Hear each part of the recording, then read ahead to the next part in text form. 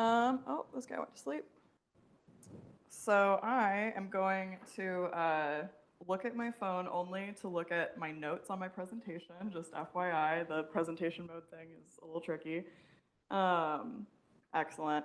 So Robin gave you a little bit of information about me. Logan Eisman Unruh, my pronouns are they, them. I've been with Lawrence Public Library for 9 years. I've been with the Friends Foundation for 7 years. I started as an AmeriCorps Vista doing a community needs assessment and then got wrapped into libraries. Here we are. So yeah, I'm here to talk about monthly giving and some whys and hows. So why should your library pursue monthly gifts? I got ahead of myself here. This little graph is from Bloomerang. It's the state of donor retention in one image.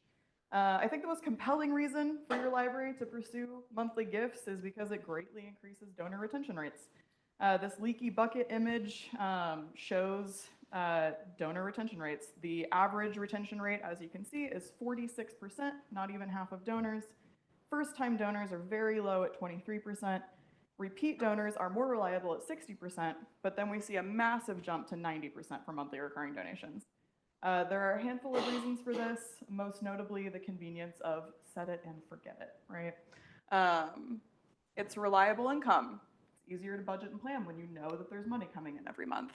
It's less admin work. The donation will be made automatically. You don't need to send out emails. You don't need to send out letters, all of that good stuff. Obviously, the increased retention, monthly giving, often over 90% after 1 year. The increased engagement. Donors are more likely to feel invested in your organization and stay engaged. And then, of course, reduce expenses. There's a lot of cost associated with paper and mailing and all of that, as we all know. And this is a really simple way to solicit some donations without spending all that money. This thing is like skipping over my slides here. A little more on the why. Why should your donors care about monthly giving? Because it's convenient, right? This language is from my colleague at St. Louis Public Library Foundation, and it's a great place to start when developing your own. As you know, libraries are inherently collaborative, and I encourage you to reuse and recycle this language. I think it's really powerful. Give monthly to give more, right? Like $100 donation might be really difficult, but if you break it up into $10 a month, that's a lot more doable for a lot of people. Make a little go a long way. Our phrase for this is give a little, help a lot, right? It's people respond well to it. Plant seeds for the future. That financial stability is really huge. The set it and forget it, that convenience piece. There's a lot of different ways to frame this that will appeal to different kinds of donors, different kinds of people that are in different life experiences. It's literally like skipping over. Like every time I hit forward, it goes too. Okay, sorry. So those are kind of the whys, right? Why should we do it? Because it's convenient for you, because it's convenient for your donor. And now let's get into kind of the hows. My 3 points, I guess, are to get creative, don't reinvent the wheel, and to steal my ideas, right? That's what I'm here for. Please take all of them, because some are mine and some are stolen themselves. So that's all, stolen with permission, of course.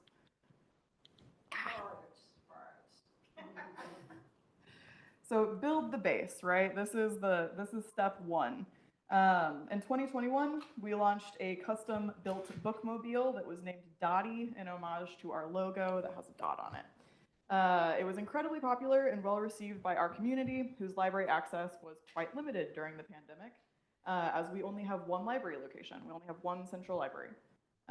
We decided to frame our first monthly giving campaign around this effort and offer a cute Dottie mug as an incentive to sign up. This campaign built our base of 46 monthly givers by the end of 2021.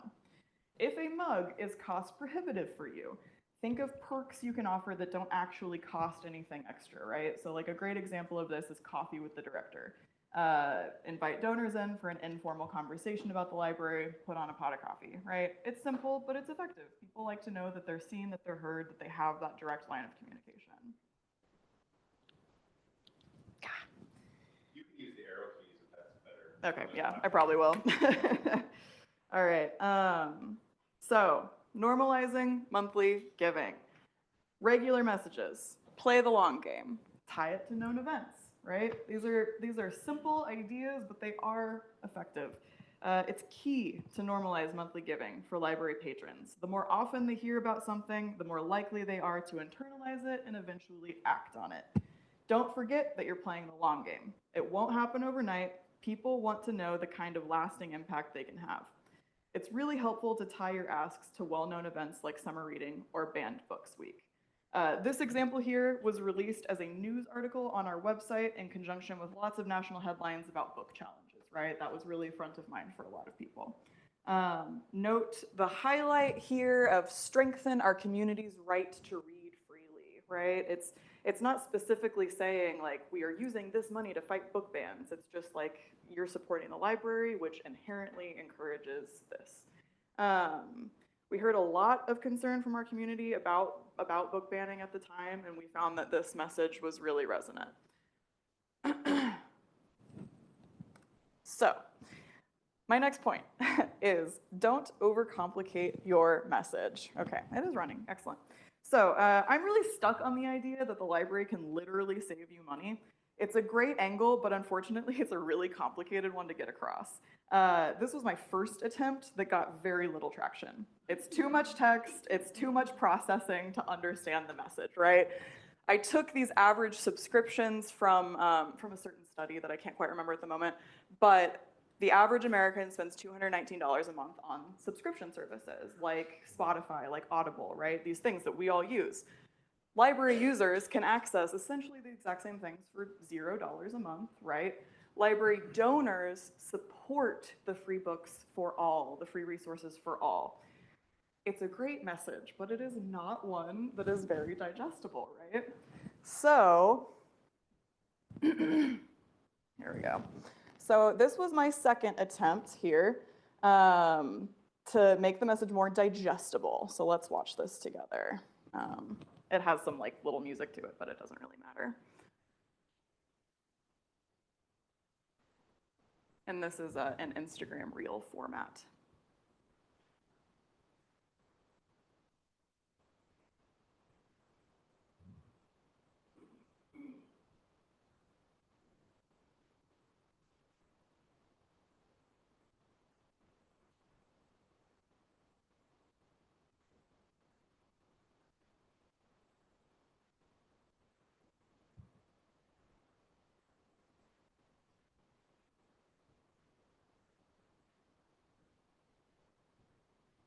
So there's that give a little, help a lot language that I talked about. So yeah, this video format is just much more compelling than the chart I showed you before, right?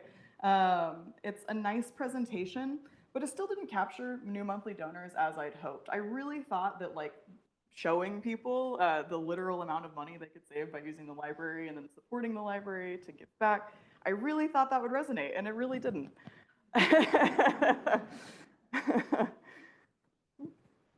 So, a really good way to move forward with messaging is celebrating library milestones. Besides highlighting these national library events that we've talked about, it's really compelling to celebrate library milestones. Don't underestimate how much your community cares about your library. LPL, Lawrence Public Library, underwent a total renovation in 2014 that continues to be celebrated by our community. It's a beautiful building. Our community is really proud of it. In 2024, we decided to highlight and celebrate the 10-year anniversary as a fundraising hook.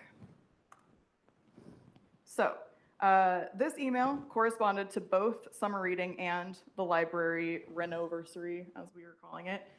This email is ugly because we were between Orange Boy and Biblio email, and we had to rely on this like text-based thing through our ILS. So bear with me. We were convinced that because it was ugly, nobody would look at it. But despite being ugly, the response to it was huge. We got a lot of positive response to the How to Afford That European Vacation blog in particular. Our community really enjoys cheeky humor. And then, as you can see, we're still leaning into the subscription-based language to try to appeal to people who may not have thought of themselves as being able to donate. So you see this happy renoversary, excuse, well, we'll start here. So $10 for 10K fundraising opportunity. 10 for 10 for 10 was the thing. So happy renoversary, keep the library running strong for 10 more years and beyond with the 10 for 10 for 10 fundraising opportunity. Act fast and subscribe to the library. Your support of $10 a month, $120 a year, helps continue library legacies such as summer reading. To make the fundraiser even sweeter, a generous donor has pledged to match the amount fundraised with $10,000. Hence the name of the fundraiser, right? So a matching gift will always help you, of course. The tens, we like that, tens across the board, right? So let's look at the content of the links provided to kind of show how this all tied together. So let me just double check here. Okay, so why your support is critical and then how to afford that European vacation. So why your support is critical is this news article. For just $10 a month, support the library for years to come. I think that this was a success because of the collaboration and buy-in from other areas of the library. Our then communications specialist wrote this news article that was featured on the front page of our website. We found that the most effective hook from this angle is that 100% of library programming is paid for by private gifts and book sales, and we decided to lean more into that messaging in our end-of-year campaign. We've now added that language to almost all of our giving requests because it has such an impact, right? Like when people hear that your gift pays for every single fun thing that you think of when you think of the library, that's really compelling. People really respond to it. On this side is the how to afford that European vacation. I will not read all of that to you, but I encourage you to read it because it's quite funny. Our outreach coordinator, Sarah, is a fantastic writer, so we asked her to put a monthly giving spin on her next blog post. Sarah was able to capture a way that the library can save you money that was personal, personable, and relatable. There are very different sources that appeal to a variety of people. Those who read our news articles may not read the blog and vice versa, right? So having it in both places was really helpful. With this strategy, we were able to get the monthly giving message out across our website and communications channels. What I really liked about Sarah's blog is, and what other people were responding to, is this piece right here. Here's something I hope to never say again. Let's do some math. I'm not the fastest reader in the world, but last year I read 36 books. Let's use a conservative estimate and say each of those books cost $20. That's $720 I did not spend. That's a flight to Europe. In fact, I should be in Paris right now instead of writing this, right? So it's cute, it's funny, but it has a really direct why you should give message. Now this is our secret sauce, is bookmarks. This was such an aha moment, I can't believe it. So our most engaged patrons are those who put materials on hold, right? They're regularly coming to the library, they're regularly interacting with our catalog. We can assume that they inherently value the library due to their regular use of our services, right? So we captured our largest increase in monthly givers when we started putting these campaign bookmarks in our holds. This does require buy-in from your circulation folks. It is slightly annoying. It's an extra step for them. Our focuses have been summer reading, which is this 10 for 10 for 10 message, and then end of year giving, which is the together at your library message. We do summer reading because there are very high checkout rates, right? So there's more books going on hold. And then we do end of year because folks expect to see end of year giving messages. We don't ask our circulation team to do this more than 3 times per year because they would burn out and our audience would lose interest, right? And especially people that put lots of things on hold, they might get like 15 bookmarks and they're like, I do not need these. So we do have a little box that's like, hey, if you don't want your bookmark, return it and we'll reuse it. But I just cannot stress enough how impactful putting these bookmarks in our holds has been.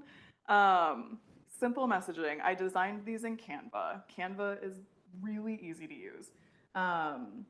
The Together at Your Library, that was designed by our graphic designer for our mailer that went out at the end of the year, and then I just repurposed those pieces onto this bookmark for people that might not have gotten that mailer.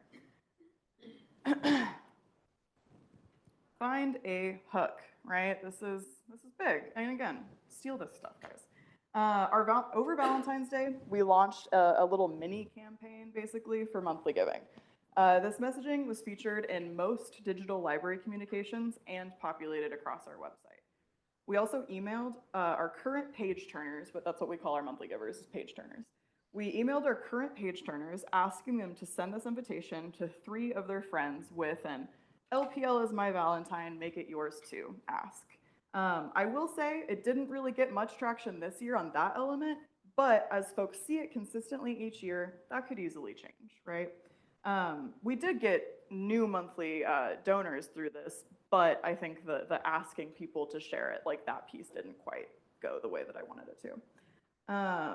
For the spring, I chose a very similar format, just updated the language to get patrons used to seeing this kind of messaging, right? Feel free to copy these, see if you get any traction. Grow your library. Show your library love by joining our Page Turner program with a gift of $10 per month or more. It's very simple, it's very effective. The graphic looks nice, right? It meets the eye well. Did you guys set up the monthly program? Is it something done through the bank account, or is it a separate, is there a separate entity that you guys go through to set up the Yeah, monthly? let me get into it. Excellent. Yeah, so yeah, you gotta customize your giving form, right? We use Little Greenlight, so does Knuckles, fun fact. So with Little Greenlight, you can really easily set up this donation schedule where you can choose one time or monthly. Just having this option statically available, we get a lot of people that sign up for monthly donations without us even like putting that message out there. They get to our donation form, they say, oh, $10, oh, I want to feed the fish, right? Or let me give $50 a month because I love inclusive programming. The different messages appeal to different people. But people want to know what their money is used for, right? So labeling the different levels gives people an idea of the kinds of projects they're supporting without actually creating restricted gift funds, right? Like we don't want to do that. We just want to give examples of like, when you give $10, like we feed the fish, that's great. This form, like I said, also provides folks with the opportunity to choose either one-time or monthly giving. It makes it extremely easy to sign up for monthly gifts. It is crucial to keep your giving forms simple. Industry standards say that the fewer clicks there are to complete a gift, the better, the more likely that you will actually receive that gift. At the end of 2024, we had grown 28% to 104 total monthly givers who donate over $2,000 per month. So far this year, in 2025, we have gained 15 new monthly givers with a goal of 25 total. So like, we're getting there. And then my final point is that Knuckles is your resource, right? So that giving form I just showed you is the exact same giving form that Knuckles can set up for you.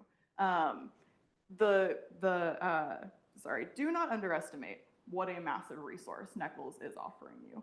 A large percentage of my time is spent tracking and processing monthly gifts. Cannot overstate the convenience being offered here, right?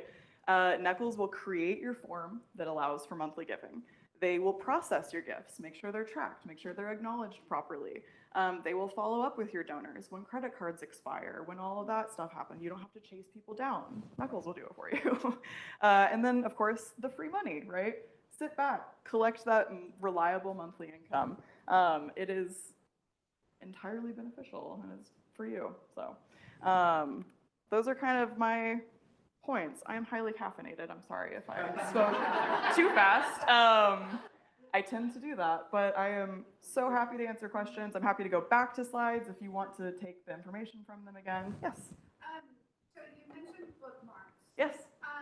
Do y'all print those yourselves or do you outsource that, and where do we get those for the cheapest amount possible? Absolutely. Uprinting typically is uprinting.com, the letter U printing. Okay. That is typically where I order my bookmarks from. We get 10,000 of them for like $250. You can scale that, of course, right? Like we have really high checkouts during summer reading. That's where that 10,000 number comes from. But like you could order 100, you could order 500. The cost is relatively low. Yeah, absolutely.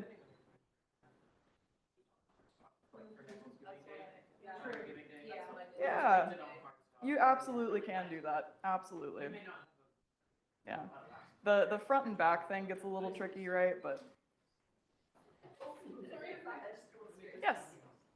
So with the Nichols, with the foundation, is that the form that when they click on our library, that's what would come up, or is it something? Yeah, that's little green light.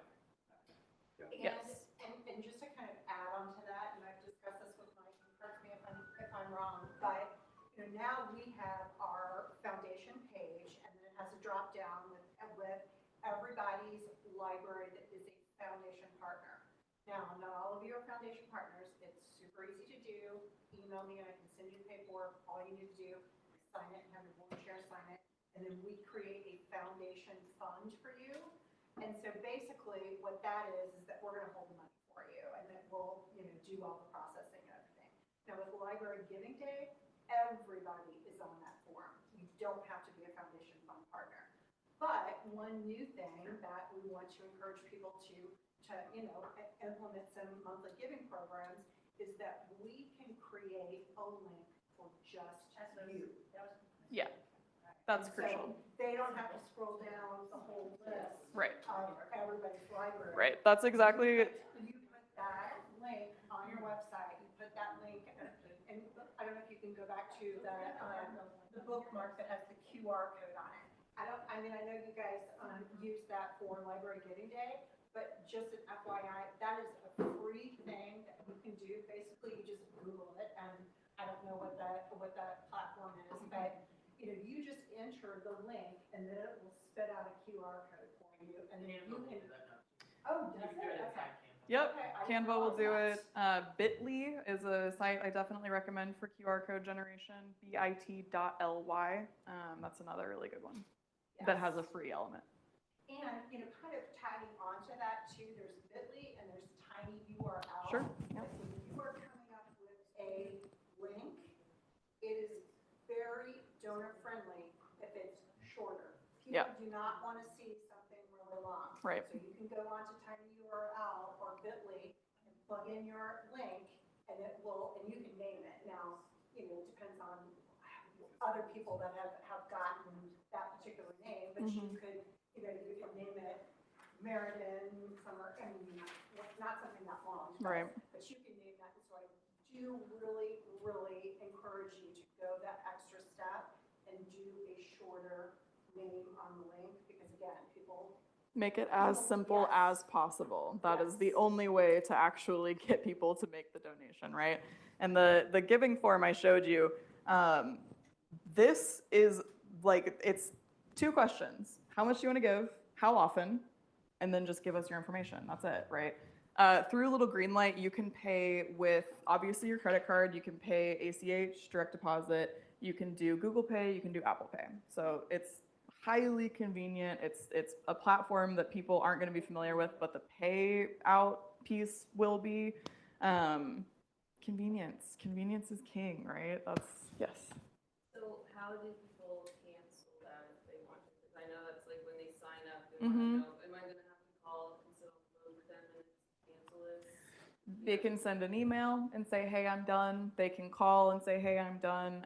There is also an option to add an end date to this form. So you say, I want to give $10 a month until X date. I don't necessarily recommend putting that on there, right? Because you want people to continue in perpetuity. But yeah, people just have to call you and update it.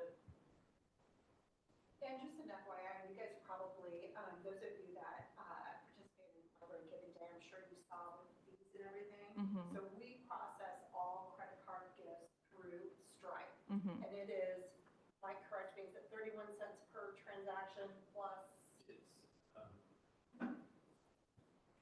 It's like 2.9%.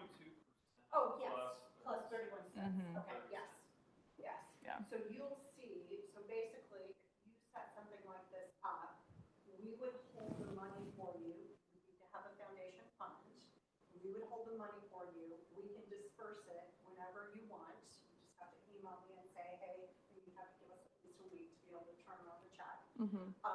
And since all of these are credit card, Stripe does charge us a transaction fee that we pass along to you. Mhm. Do not pass along any administrative or anything else.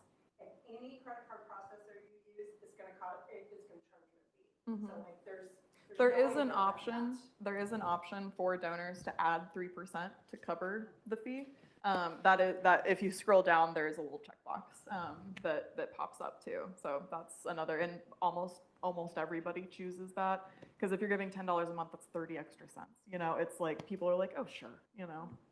Yeah, and going along with what Logan said, I highly recommend adding that. For the first time we added that for Library Giving Day, I don't have the percent, but just looking through the gift transactions, I'd say at least half of the people clicked on cover fee. Absolutely. So that's just more dollars, in your fund. Absolutely. So we can add that, no problem. Yeah. But, our goal as a foundation is to support all of you to develop fundraising programs and make it as easy as possible. So again, like, we're not charging you any admin fee. And a lot of times you go through a community foundation or something else, not just a Right. community foundation, they do wonderful work, but they're gonna charge you an admin fee. Mhm. And so, Yeah. Let alone having to hire a staff person to actually manage it all, right? That's, yeah. So, yeah. What do you all do for check givers, Mhm, ACH? yeah. And then also, have you all looked at accepting other payments? Like, I had a question come in recently about Venmo personal and then Venmo business. Sure. What do you guys do in those situations? We, Or don't do? yeah, we don't do Venmo. We don't do PayPal. We try to keep it like tight, right? Like, we don't want all these different like platforms. We use Square for events, to process a payment in person, right? During our book sales, we use Square. It's just a it's a payment platform, different than a donation platform, right?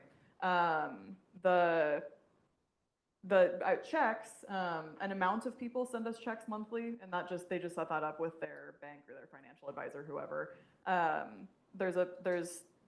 I can think of 2 people who monthly send us checks. Almost all of the monthly gifts come in online, and when they fill out the form, they can choose ACH, they can choose a direct deposit from their account, which is just convenient. Yeah.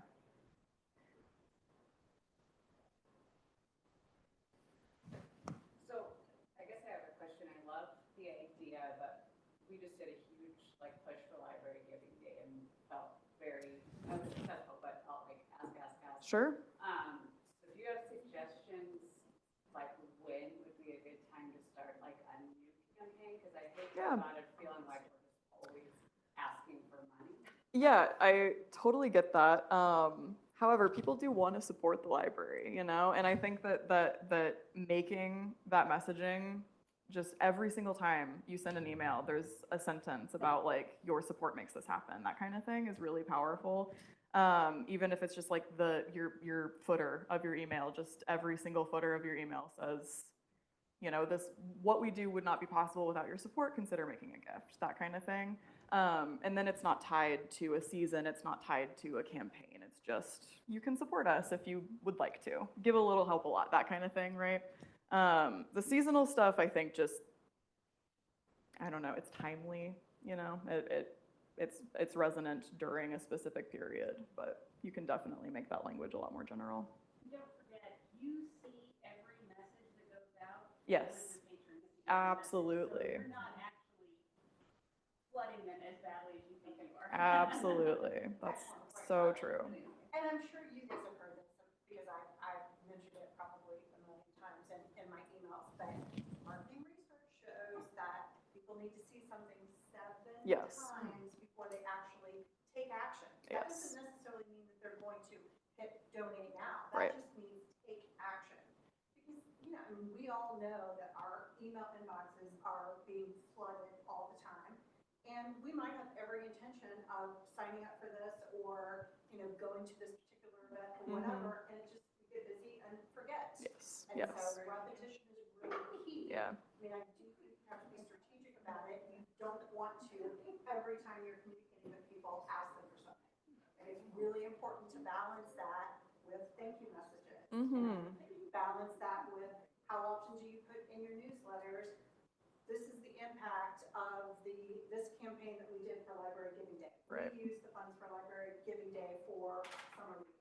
Put that in your newsletter. Mhm. Put that in just an email from the just say, Absolutely. hey, following up a month later on, thank you so much for your Library Giving Day donations. And, you know, we use this money for our summer reading. We had 250 kids that showed up. I mean, people want to know that. Absolutely. And, you know, stats and everything is great. And there are some people that are analytical and really want that. And there are some people that want to hear the little fuzzy, feel-good, you know, stories. So I always recommend to like balance that, have a little bit of both in your messaging. Absolutely. So I think It's equally as important to say thank you as it is to ask, right? I think people want exactly what you said. People want to know what their impact is directly. The together at your library messaging, oh geez, sorry. This, gosh, my bad. This message was so resonant. This is the thing that the most people responded to, and this is what we continue to recycle. Did you know that 100% of library programs are made possible by your generosity? That might not be the case at every library, right? But for our library, no programming comes from our tax-based budget. It's all private money. It might not be everything, right? But summer reading might exclusively come from private money for you. Highlighting those things is huge because people want to know, like, oh, I participated in that and I helped support it. How cool, you know? When I put out my library giving day stuff, I almost always put what I'm going to use that money for. Oh, sure. And I have seen different donors based on what I, Yes. like my grandma's all gave me my number. Sure. This year, Right. and I had older patrons give to my large print Mm-hmm. last year. So Yeah. I think people do like to see where the money is going to go. Absolutely. And I love that you did the video too. Drew here is the expert on videos. I don't know if you guys saw her video from Library Giving Day, but I love your approach because it's like casual and fun, engaging. Like there's nothing stuffy about it. It was just really, really well done. And so I think sometimes, and God knows I do it, like we overthink things. Like we make things harder than it needs to be, and we can have something that's lighthearted. Yeah. And yeah. Yes, the don't overcomplicate your message piece is so huge, you know, like that while it is completely true that the library literally can save you money, it's a really hard thing to get across, so. Is your friends group involved at all in this kind of thing? So our Friends and Foundation is merged. It's one organization. The Friends side of things is mostly focused on book sales, and then the Foundation side of things is mostly focused on that, you know, individual fundraising. Yeah. And we're running way ahead of time. Logan, would you mind sharing just a little bit about your Friends program? And I mean, I know you've got a very robust, very complex We sure do. Friends program. Yeah. So not everybody Sure. has accessibility in their community to that, but I think it's really good to approach things from hey, I'm going to borrow this idea and I'm going to scale it to what I want to do. Yeah, sure. Our Friends group is really impressive, actually. We have essentially a used bookstore in our library. The basement, during our renovation, they built on like a garage door that leads into essentially a used bookstore. We get thousands of books donated to us every week. I mean, it's insane, the volume of books that we get donated to us. But we have volunteers who obviously look through all the books, make sure that they're in good resale condition, of course, no bed bugs, etc. Then they are scanned. We use Amazon's database to determine the resale value of any individual material.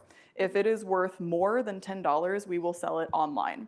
Through Amazon, through eBay, through Discogs, that's a music-based platform, depending on what the material is, kind of how, you know, specific it is. If it's worth less than $10, we will sell it on site for $1 or $2 if it's a paperback or a hardback. Each side of this raises $100,000 each for the library for library programming. So it's $200,000 just in book sales. That is because of the online operation. It's complicated, but it's doable, it's scalable, right? Like we have a whole room dedicated to it. You could have a shelf dedicated to it, right? And your threshold for value could be significantly higher than $10 as well if you're trying to scale it. Places say you use to ship it. Amazon? Price. Yeah, just Amazon's database. Yep, you just look up, you can like scan you can like literally scan the barcode, or you can just type it in and look at the used sale price. Yeah, it's my colleague Angela Hyde runs that operation. Her email address is ahyde, AHYDE at lplks.org if you want any more specific information about that. She is So are most that of the expert. people running this volunteers? Yeah, it's one staff person and 200 volunteers. Yeah, the Friends have 200 total volunteers. About 100 of them are active. The library, I manage the library's volunteers who do things like shelving. We've got about 75 people right now that are doing that. It's a big lift. It's a big undertaking. And again, scale, right? Like you don't have to go all out 100-person event. But yeah, the selling online is something to explore for sure, because you just never know. Like some random material, you'll scan it and you're like, this is for $300, you know? We had a like a really valuable encyclopedia or something that was like $2,000.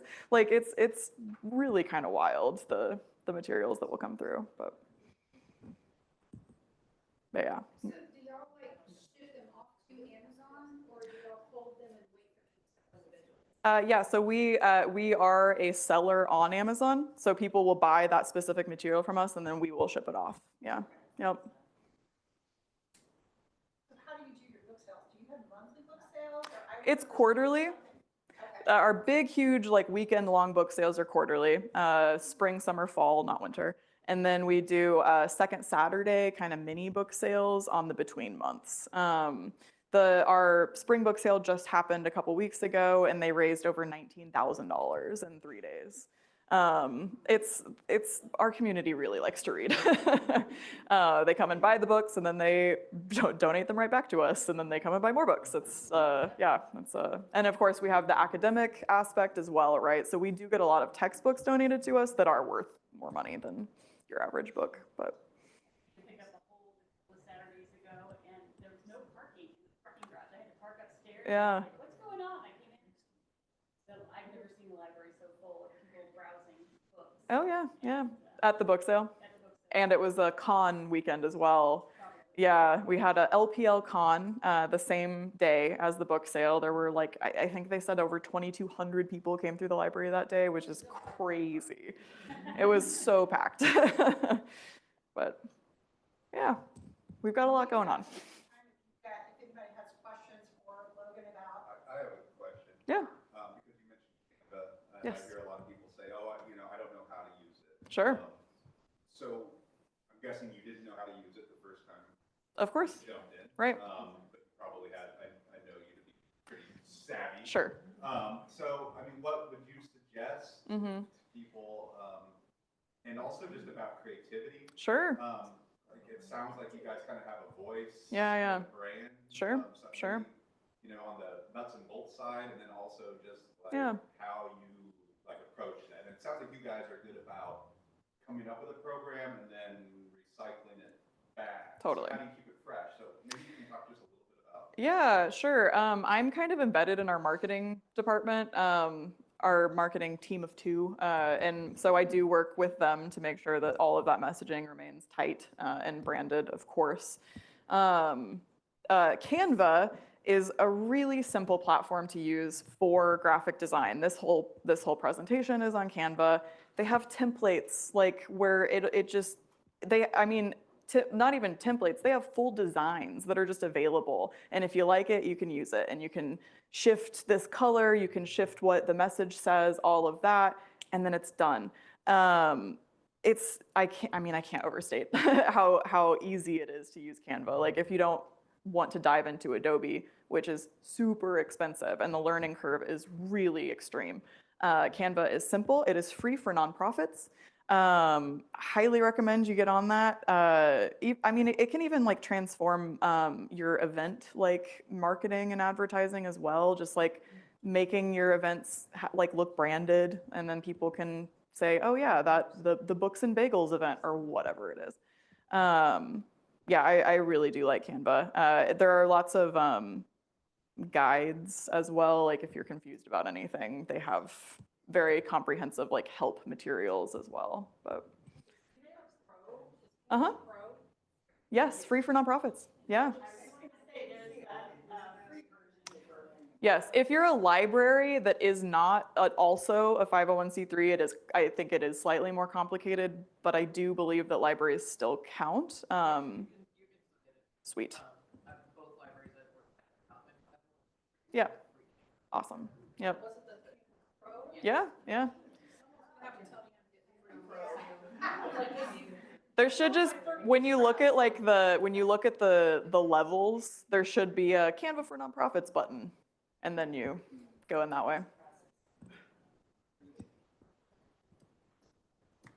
Yeah, but I kind of going along with what Dan said, you guys are so creative from a marketing standpoint. Yeah. I mean, just even coming up with page turners. Sure.